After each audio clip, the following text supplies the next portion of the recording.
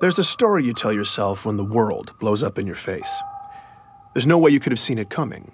No one could have, so there was no way to stop it. This is what lets you sleep at night. But go back in your mind to before it all happened. Replay it in your head, except this time, maybe you'll see it. Something small, out of place. Maybe it's just a single thread, but it's the truth. Nobody saw it coming when they arrived.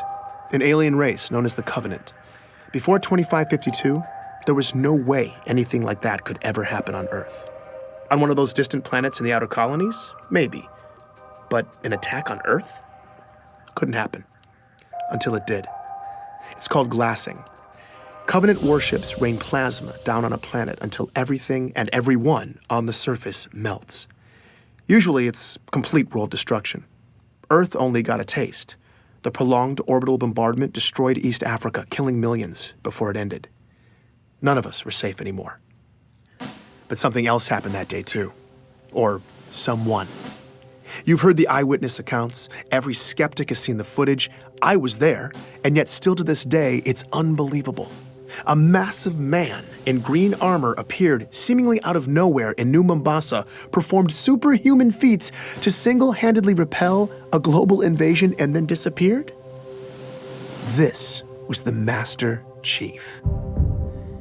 The Unified Earth Government's military body, the UNSC, eventually released a statement. Who he is, where he came from, and that he's continuing to keep us safe. And that was that. But who is the Master Chief? Where did he come from? Is he continuing to keep us safe? I'm Benjamin Giroux, and this is Hunt the Truth. For all us cosmopolitan Earth types who don't venture into the far reaches of space, there's a planet way out in the outer colonies called Eridanus II. If you're thinking of visiting, don't bother. It was catastrophically glassed in a Covenant attack in 2530. But 19 years before it got wiped out, our hero, Master Chief Petty Officer John 117, then known as John, was born in a metropolis called Elysium City. That's where I started. Do I remember him? Oh, yeah, you don't forget a kid like that. That's Dion Govender. He chatted with me from his home in the outer colonies. Dion's retired now, but years ago he taught John at Elysium City Primary Education Facility number 119. Apparently schools in the outer colonies don't have the catchiest names. John was something else. He was sharp and quick, always evaluating the situation. Other kids just gravitated to him, you know? Dion seemed most excited to talk about John's athletic ability. The kids used to play King of the Hill after school.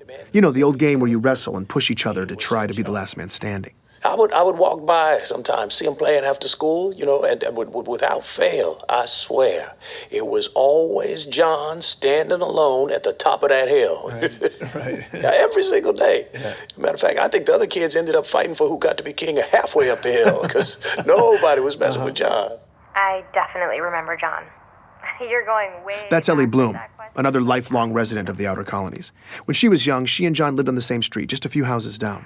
Well, he was a little younger than me, but let me tell you, that boy did not look like a kindergartner. He was a big kid. My friend Katrina and I used to meet him in this vacant lot in the neighborhood. The three of us would build these obstacle courses out of random junk and then race. You know, just kid stuff. As Ellie talked about her early years in Elysium, it wasn't long before she was getting nostalgic. On warm nights, sometimes our parents would let us go out to the green space and lie in the grass. And we'd just lie there, stare up at the stars. It was a nice place to grow up. Finding Ellie was a huge win for me. When a planet's been glassed, tracking down former residents can be damn near impossible. Any records kept locally, paper, hardened data storage, even human memories, after a full-scale glassing, they're just gone. Thankfully, though, the Office of Naval Intelligence, or ONI, had furnished me with a list of interviewees. That's how I'd gotten Dion. But I wanted to go the extra mile with this story. So I'd hit up some of my old connections in the outer colonies looking for more sources. Ellie was my only hit so far. Did you keep in touch with John? No, I wasn't allowed to use Waypoint much when I was little. But I did keep in touch with Katrina. We still talk, actually. You know, she probably remembers John. I'm gonna tell her I talked to you. Wait, what was this for again? It's a military thing? Oh, no, John is the Master Chief. What?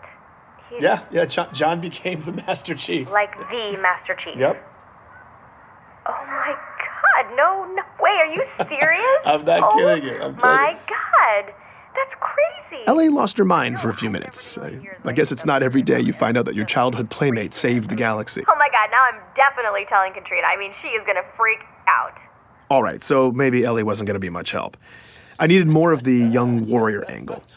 Here's Dion Tell you again. the boxer story. No, what's that? Okay, so. Not yet. I taught the primary kids, right? But I also ran this boxing league at the high school. Uh-huh. Second week, we're doing drills in the gym. John walks in. Yeah. Now, mind you, John is in 6th grade at the time. I say, hey, John, what's up? He says, I want to sign up for boxing. And I say, John, you're 12. What are you talking about? But John was adamant. But I look at him and he ain't leaving. Right. So I said, okay, what the hell?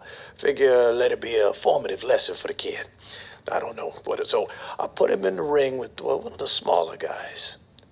John pummeled this boy. It was over in about 15 seconds, okay? So, all right, I put him in with this bruiser. Now, a real good fighter, Yeah. okay? Good fighter. 2 punches. John laid him out. 12 years old. I liked talking to Dion. Never seen anything He was like warm and funny in that grandfatherly memory lane kind of way. Never missed a practice. I realized I'd gotten lost in it all when the narrative took a dark turn. But then, one week, John just didn't show up. It was 25-24. John was 13. That's when the nightmare of the insurrection that had been plaguing the outer colonies finally landed on John's community. Under pressure from UNSC troops, the rebels were on their last leg, desperately seizing territory in the region and launching paranoid inquisitions to find spies. Civilian abductions and interrogations became commonplace. They would just, question you. Just these meaningless questions for hours and hours.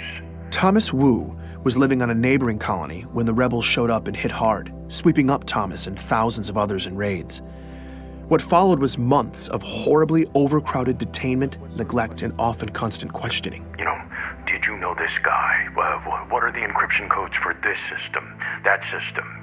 And you have no idea what they're even asking you. In the final couple months, Thomas says his captors started coming unhinged, and then toward the end, they just disappeared, They were gone. leaving Thomas and hundreds of others locked up, starving. I don't want to play this part of the interview, but I'll tell you, it got bad.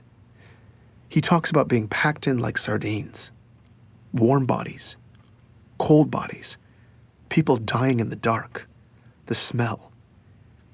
He doesn't know how long it lasted, maybe weeks, but Thomas and many others survived.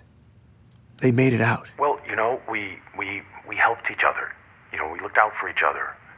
And I mean that was the only way. We made it through to the liberation, and then we left. We never looked back. When I asked him where the survivors relocated to, Thomas began to list off which cities were safe for refugees at the time. Decades later, he can still recite them all from memory. I asked about John's hometown. Perth City. What about Elysium City? No. Insurrectionist cesspool.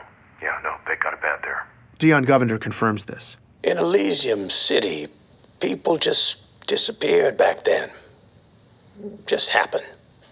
Once the insurrectionists took over, whole neighborhoods just got scooped up.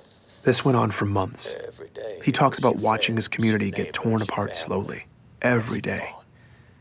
I asked him about John. Yeah. Him and his parents. Sean missed the first practice and the last one. Back then, it seemed like everybody had... I'm sorry. No, it's fine. Take your time. It was hard watching Dion break down like this. He just looked defeated. These kinds of interviews are brutal. I wanted to comfort him, but it just felt condescending. Like I have any idea what it was like for him. So we were quiet for a bit. Before we ended, though, he said this. I think that if anything good can be said to have come from all of this, It's that everyone who went through it can know that their struggle wasn't for nothing. When you have a young man who can rise up from something like this and do what John has done, he honors all of us. Dion believed in John the way the rest of us believe in the Master Chief. He made it seem like this tragedy that shaped him was almost necessary. I certainly felt like I had the proper beginnings to a hero's origin story. The story made sense. It felt right. Sometimes you have to go back, though. Look again, because maybe you'll see something small, out of place, that single thread. Later that evening, after my interview with Dion, I was pretty drained, so I spent some time sifting through a bunch of file boxes. I'd paid this scavenger in the outer colonies to dig around and send over any Elysium City documents she could find. The only local government records left were hard copies, but I took them anyway. I was sorting through a messy box of local census registries when I stumbled across John's name. One line of basic information, printed out in black and white. That's when I saw it. A single letter next to his name. D. I was staring at an official document that said quite plainly that in 2517, John died at 6 years old. Please join me for the next episode of Hunt the Truth.